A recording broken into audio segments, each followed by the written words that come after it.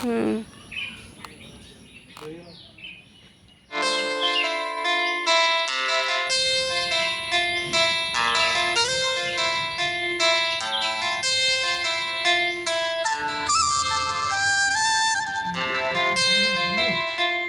Good morning বন্ধুরা, welcome to our YouTube channel Arpita daily blog. আজকে একদম সামনাসামনি কথা থেকে ভিডিওটা শুরু করলাম, কারণ হচ্ছে তোমরা দেখেছো যে আমি রান্না করতে করতে একটা কুমড়ো গাছে জল দিই, তোমাদের সাথে অনেকবার শেয়ার করেছি। এই যে তো এটাতে কুমড়ো ধরেছে 2-3টে, তারই মধ্যে আজকে একটা তোলা হবে। তো চলো সেটা তুলে কিভাবে কি রান্না করব, সাথে ঘরের কাজ তো রয়েছে, ভিডিওটা এখন থেকে শুরু করে দিলাম। তো দেখো বন্ধুরা, কষ্ট করে গাছগুলো যেমন লাগিয়েছিলাম, তোমাদের সাথে তো ব্লগে অনেক শেয়ার করেছিলাম, আমি রান্না করতে করতে কলে জল দিতাম, ঘাস তুলতাম, তো সেরকম কিন্তু ফলও দিয়েছে। আর আকাশটা দেখো কত সুন্দর লাগছে। তো এখন বুগলার বাবা একটা কুমড়ো কাটছে, 2-3টে ধরেছে, আরও কিছুগুলো ছোট ছোট জালি দিয়েছে, সেগুলো এখন দাঁড়াবে কিনা জানি না। তবে এটা একটা বড় হয়নি, অনেক দিন হয়ে গেল, কিন্তু একটু ছোটই হয়ে আছে, তো সেই জন্য বড়গুলো রেখে দিয়ে ছোটটাই তোলা হলো।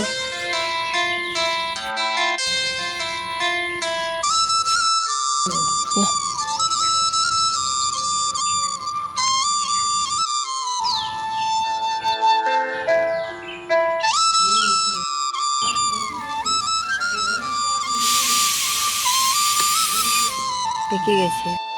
হুম।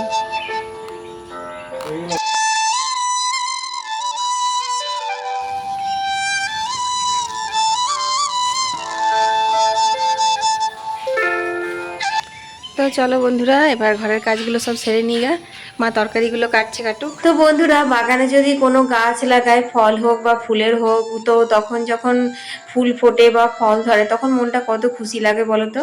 আর কথায় আছে না, যেমন বীজ পুঁতবে সেরকম ফল পাবে। তো এই কুমড়ো গাছটা আমি অ্যাকচুয়ালি সিজনের পরে লাগিয়েছিলাম, মানে যে সময় লাগানো ছিল সেই সময়তে, মানে শীতের সময় লাগালে তবে তো গ্রীষ্মকালে ওঠে, তখন আমার সেই ভাসুর মারা গেছিলো সরস্বতী পুজোর টাইমটাতে, তো সেই কারণে না তখন আর লাগানো হয়নি।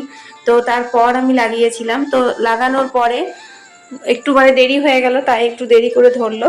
তো সেই কারণে না যতটা বড় বড় হওয়ার কথা ছিল ততটা বড় বড় হয়নি, কিন্তু এটা যে ধরেছে এটাই অনেক আনন্দের। কারণ আমি যখন বিয়ে হয়ে আসি তখন এই উঠোনটা না এরকম ছিল না, তোমার পুরো শুধুমাত্র ঘাস ছিল আর কোনো গাছপালাই ছিল না। কারণ আমাদের ঘরে যতবার ঢালাইগুলো মানে ভাঙা হয়েছে, ছাদ ঢালাই করা হয়েছে, তো সমস্ত রকম ঢালাইয়ের যে ভাঙাচোরা সিমেন্ট, ইট, এই সমস্ত কিছু উঠোনটাতেই ফেলা হতো। তো শাশুড়ি মায়ের মুখে শুনেছি বা পাড়া প্রতিবেশী অন্যদেরও মুখে শুনেছি আমাদের উঠোনটা নাকি বারান্দা থেকে অনেকটা নিচু ছিল, তো সেই সবগুলো ভরে ভরেই উঠোনটা উঁচু হয়েছিল। তো সেই কারণে যখন আমি প্রথমবার গাছ লাগাতে শুরু করি তখন কিন্তু যতই কুড়তাম না, শুধু ইট আর ওই ঢালাই ভাঙাই বেরোতো। আর যখন আমি ফার্স্ট শুরু করেছিলাম ফুল গাছ লাগাতে, তখন মা তো বারবার বলতো কিচ্ছু হবে না, এখানে কিচ্ছু হবে না, এই মাটি নেই, সব পাথর, সব ইট, এইসব বলতো। কিন্তু ওই যে হাল ছাড়লে চলে না, আমরা কোনো জিনিস যদি মন থেকে চাই সেটার জন্য কিন্তু আমাদেরকে পরিশ্রম করতে হয়, আর সেটার জন্য অনেকটা সময় দিতে হয়। তো সেই রকমই আমি ছোট ছোট করে প্রথমে ফুল গাছ লাগানো শুরু করেছিলাম, কারণ ফুল গাছ আমি ভীষণ ভালোবাসি। তোমরা যারা আমার রেগুলার ভিউয়ার্স তারা তো দেখেছো আমার শীতকালের ব্লগগুলোতে উঠোনে কত রং বেরঙের ফুল ফোটে আর কত সুন্দর লাগে।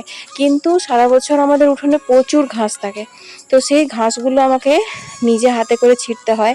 আর যখন ঘাসগুলো ছিঁড়ি না, দুর্বা ঘাস তো খুবই শক্ত শক্ত, আমার কিন্তু হাতে যেন ফোসকা হয়ে যায়। সেই ফোসকাটা যখন গলে যায় তখন এত যন্ত্রণা সহ্য করতে হয় যে কি বলবো। কারণ ডান হাতে করে ঘাস তুলি আর ডান হাতেই ফোসকাটা হয়, তারপর তোমার রান্না করা, মশলা বাটা, এগুলো করতে খুব অসুবিধা হয়। কিন্তু আমি ভীষণ ভালোবাসি গাছপালা, সেই কারণে আমার এটা কিছুই ব্যাপার বলে মনেই হয় না। তো প্রথম প্রথম যখন গাছ লাগাতে শুরু করি তখন গাছের এই যে যেগুলোতে তোমরা এখন গাছ দেখছো সেই মাটিগুলো কুড়ে কুড়ে আমি সমস্ত ইট পাথর ওগুলো বেছে বেছে বাড়িতে ফেলে, মানে বাগানের বাড়িতে ফেলে, তারপর ওখান থেকে যে বেলতলাটা আছে সেখানে খুব ভালো মাটি ছিল। আগে নাকি যখন চাষবাস হতো গরু ছিল আমাদের বাড়িতে, তো সেই সময় তো ওইখানে গোবর টোবর ফেলা হতো।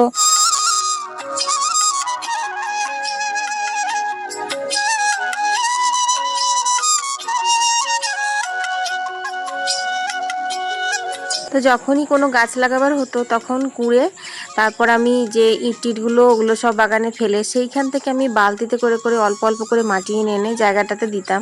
তো ওইভাবে বলে না বিন্দু বিন্দু করে সাগর ভরে যায়, তো সেরকম অবস্থা আর কি।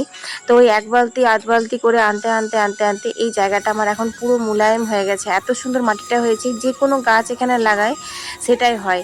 আর শুধু যে ফলের গাছ ফুলের গাছ না, দেখো এখানে অ্যালোভেরাও আছে। আর অ্যালোভেরা আমি ডেলিকার ইউজে রাখি, আমার প্রত্যেক দিন লাগে অ্যালোভেরা। তো একটা অ্যালোভেরাও তুলে নিলাম এখন।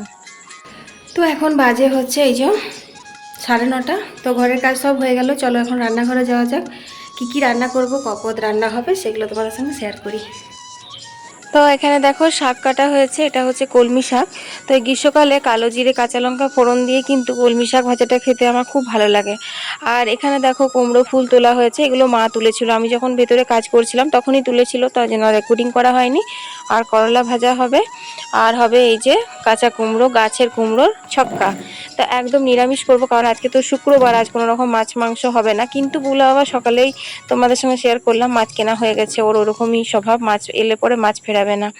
তো যাই হোক, আজকে এই যে 1 পদ 2 পদ 3 পদ আর 4 পদ। তো এই রান্নাগুলোই। আর চলো এখন রান্নাটা বসিয়ে দিই, কারণ এরপর যদি কলের জল চলে আসে তখন তো আবার খুব হড়বড় হবে। আর প্রচণ্ড গরম রেখেছে, একদম পুরো ভ্যাপসা গরম। আর আবার মিঠুমা কি করছে দেখবে, ওই যে খাঁচার ভিতর ওকে রাখি না, ওকে বাইরেই রাখি, ও এখন ঘুমোচ্ছে, ছোলা টোলা খেলো এবার ঘুমোচ্ছে। তো চলো রান্নাটা করে নিই।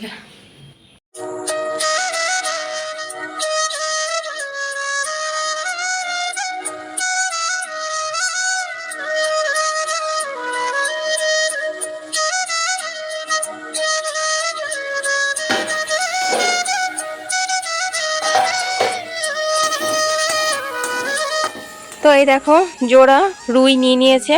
তো এই মাছটা বললাম আমি আজকে নিয়ে কি করবে, আজ তো শুক্রবার হবে না। তো বলছে যে না, না হলেও আজকে ধুয়ে পুছে রেখে দেবে, কালকে হবে, টাটকা ছিল তাই নিয়ে নিয়েছে।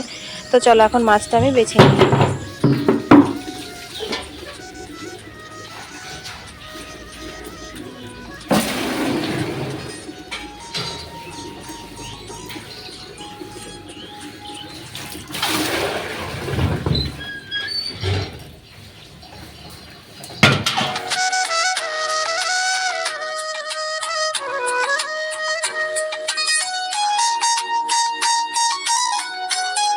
তো বন্ধুরা, কথাই আছে না যে বেড়াল মাছের গন্ধ পেলেই সেখানে ছুকছুক করবে। তো দেখো বেড়ালটা চলে এসেছে, মাছ ধুচ্ছি আর এখানে মাও মাও করে চলে এসেছে। ও কিন্তু এখন আমাদের বাড়িতে থাকে না, ও মাঝের মধ্যে যেদিন মাছ টাছ রান্না হয় গন্ধ পায় সেদিনই ও চলে আসে। তো এমনিতে খাবার সময় আসে, মানে দুপুরবেলাতে ঠিক সময় বাঁধা আছে, 2টো 2:30 বাজবে, যে সময় আমি বাসন কুসন নামাবো খেয়ে দিয়ে, সেই সময়তে ও চলে আসে। এই সময়টাতে আসে না। তো এই সময় সেদিন সেদিন আসে, যেদিন যেদিন এরকমভাবে কুয়োতলে বসে আমি মাছ বাছি। বা বললি, তুই যে বললি এখান থাকবো, তার মানে বেরোতো, চলে এসেছিলি বলে। তুমি ওখানে ছিলে না, আওয়াজ পাচ্ছিল। হ্যাঁ, আমি যেখানে আওয়াজ পাবে সেখানেই যাবে, চুপ করে ঘুমাও। তো খেতে দিদি, লাইট ফ্যানটা অফ কর। তো জানো তো বন্ধুরা, মিঠু আমি কুয়োতলাতে মাছ ধুচ্ছিলাম আর ও না বেরিয়ে যাচ্ছিল গুটি গুটি পায়ে। ও এমনিতে সাধারণত বাইরে বেরোয় না, ঘরের মধ্যেই ঘোরে, কিন্তু যেহেতু আমার আওয়াজ পেয়েছে কুয়োতলায় সেই জন্য। আর দেখলেই তো বেড়ালটা ছিল, বেড়ালটা যদি ধরে নিত তাহলে কি হতো বলো তো। তো যাই হোক, বুবলা ওকে দেখতে পেয়ে পরে আবার ঢুকিয়ে নিয়েছে। তো বন্ধুরা দেখো, আমি একদম কুমড়োটা কিন্তু হালকা করে রান্না করলাম, একদম গোটা জিরে শুকনো লঙ্কার হিং ফোড়ন দিয়েছি, তারপর আলুগুলো ভেজে নিলাম। এরপর আমি কুমড়োটা দিয়ে ঢাকা দিয়ে দিয়েছিলাম। তো এটা কষাতে কষাতেই হয়ে যাবে, কারণ বুঝতেই পারছো এক্ষুনি সকালে গাছ থেকে তোলা, মানে একদম টাটকা। আর টাটকা সবজি দেখবে খুব সুন্দর সেদ্ধ হয়, আর খেতেও কিন্তু খুব ভালো লাগে। এমনিতেই কিছু মশলা দিইনি, তবু কত সুন্দর গন্ধ বেরোচ্ছে। আর এতে মশলা কিছু দেবও না, 2টো তেজপাতা দিয়ে ঢাকা দিয়ে দিয়েছিলাম, তাতেই কত সুন্দর গন্ধ বেরিয়েছে। আর কুমড়োর তরকারিতে একটু মিষ্টি তো দিতেই হয়, তাছাড়া এই কুমড়োটা মিষ্টি কিনা সেটা তো জানি না, তাই একটু মিষ্টি দিলাম। তো কলের জল তো এখনো আসেনি। আর দেখো একটু একটু মেঘমেঘ করছে, মেঘলা মেঘলা ওয়েদার করছে, কিন্তু খুব রোদও দিয়েছে। তো চলো বালতিটা এখানে পেতে দিই, যখন জল আসবে তখন দেখা যাবে।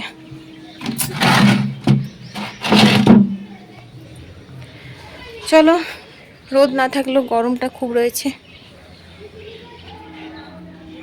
তো কুমড়ো কষাতে কষাতেই দেখো কি সুন্দর গলে গেছে, কুমড়োটা আমার কিন্তু রান্না হয়ে গেছে। তো আমি তো মিষ্টির জন্য গুড় দিয়েছিলাম, তোমরা চিনি দিতে পারো, কারণ আমরা তো তরকারিতে মিষ্টি দিই না, তোমরা তো জানোই। তো তাই একটু গুড় দিয়েছিলাম। তো এখন আমি নামিয়ে নিলাম। আর দেখো আজকে রান্না মোটামুটি কমপ্লিট হয়ে গেল। ডাল হয়েছে, করলা ভাজা, আর তোমার কুমড়োর তরকারি নিরামিষের মধ্যে। আর কুমড়ো ফুলের বেগনিগুলো করবো, ওগুলো পরে করব। আর কলমি শাকটা ভেজে নিই চলো। তো রসুন ফোড়ন তো আজ দেবো না, কারণ আজ শুক্রবার, তাই কাঁচা লঙ্কা আর কালো জিরে ফোড়ন দিয়েই চাপিয়ে দিলাম কলমি শাকটা। শুধু একটু নুন হলুদ দিয়ে ঢাকা দিয়ে আর গ্যাসটা কম করে দিলেই হয়ে যাবে আস্তে আস্তে। তারপর আমার কলের জল নেওয়া আছে, কলের জল নিয়ে একবারে স্নান করে পুজো করে নেব, কারণ এখন অনেকটা বেলা হয়ে গেছে, 11টা বেজে গেছে।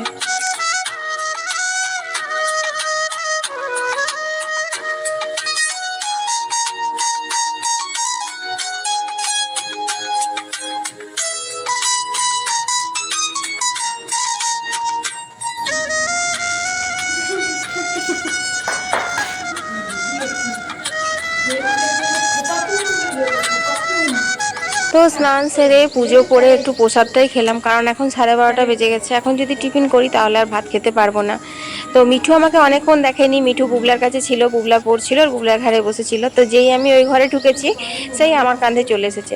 তো বুবলা এখন আমাকে চ্যালেঞ্জ করছে যে মাম্মি তোমার ঘাট থেকে আমার ঘাড়ে চলে আসবে, কিন্তু সেটা একদমই করছে না। কারণ মিঠু যদি একবার আমার ঘাড়ে চেপে যায় তাহলে আর বুবলার কাছে যায় না, কিন্তু আমি যদি না থাকি বা আমি যদি ওকে কোলে না নিই তখন ও বুবলার কাছে যাবে।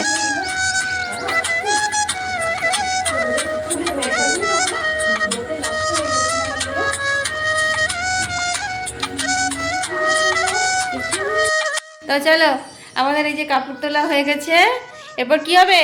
কাপড় ভাঁজ করা, ভাঁজ করা। চলো বাবাই।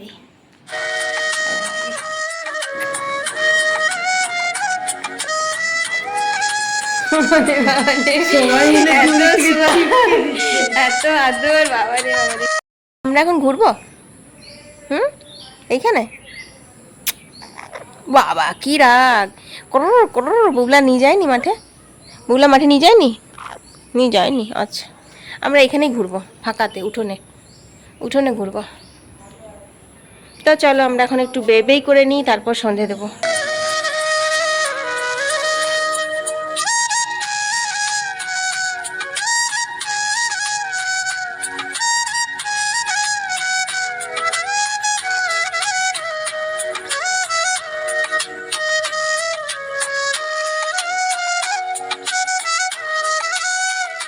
তো সন্ধে দেওয়ার আগে আমি রাত্রের জন্য না রুটি তরকারি এগুলো সব করে নিয়েছি। তারপর একটু গা ধুয়ে নিলাম, তারপর আমি সন্ধে দিতে এলাম। কারণ রুটি তরকারিগুলো যদি না করে নিই তাহলে পরে না রাত্রে অনেক দেরি হয়ে যায়। এখন তো ধরো বড়দিনের বেলা হয়েছে, তো এখন 6:45 নাগাদ সন্ধে হচ্ছে। তো তারপর যদি আমি সন্ধে দিই তারপর আমি রুটি তরকারি করি তাহলে সেই একটুও বসতে পারবো না, দাঁড়াতে পারবো না। সেই জন্য এখন কি করি যেন, বিকেলে একটু উঠোনটাতে হাঁটাহাঁটি করে রাত্রের খাবারটা একবারে করে নিই, তারপর গায়ে জল ঢেলে তারপর সন্ধেটা দিই। তো